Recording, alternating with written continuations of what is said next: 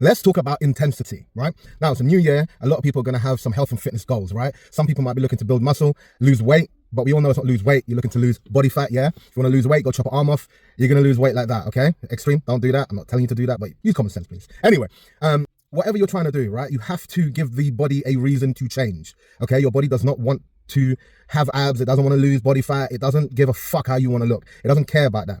It cares about survival. It cares about hoarding as much body fat as it can so that in times of, you know, famine and no food and all this kind of shit, it can survive, right?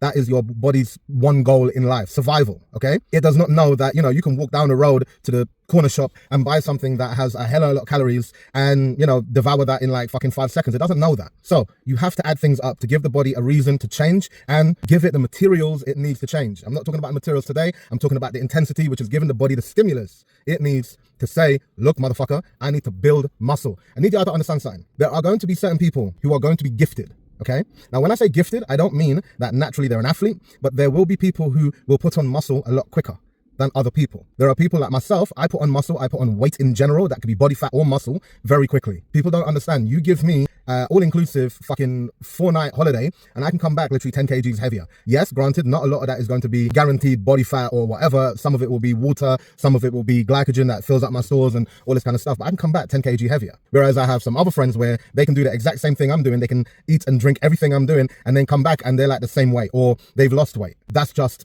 how they are, right? Now, some people will be able to get away with very little exercise and build muscle.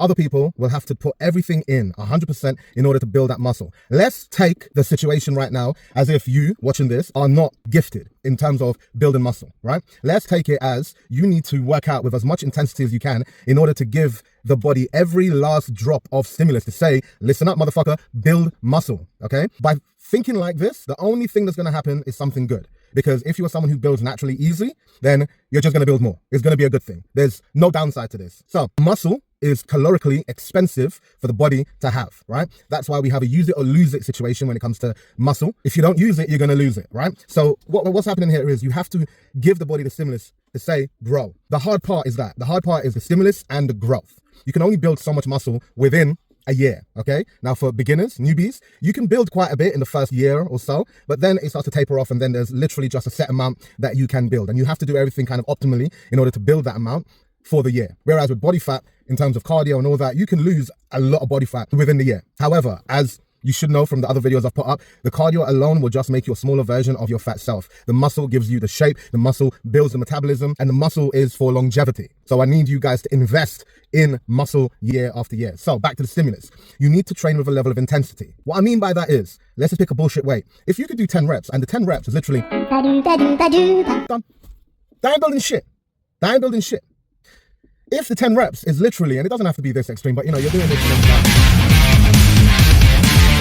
you're getting uncomfortable. Coming outside of that comfort zone is an indication that, look, you're training within the right kind of area. Now, there will be an extreme where people are, all this shit.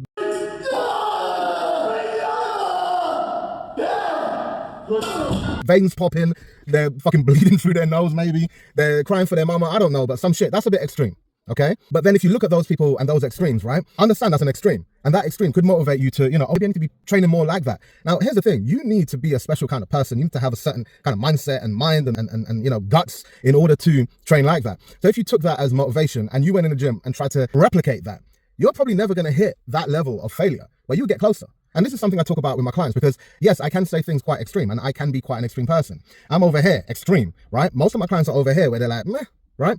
If I can get you closer to this side and somehow you meet somewhere in the middle, right? You're better than you were, okay? So it's all about that level of intensity. You're training outside of the comfort zone. You're giving your body a reason to say, hold on, this motherfucker is doing something different. And by you consistently doing that, you're consistently sending that signal, right? And you send it enough times, your body will be like, well, look, listen, you know, we tried to avoid this, but this motherfucker is intent on doing this shit. So, you know, guys, we're gonna have to build some muscle because, you know, survival. This is clearly something that's happening.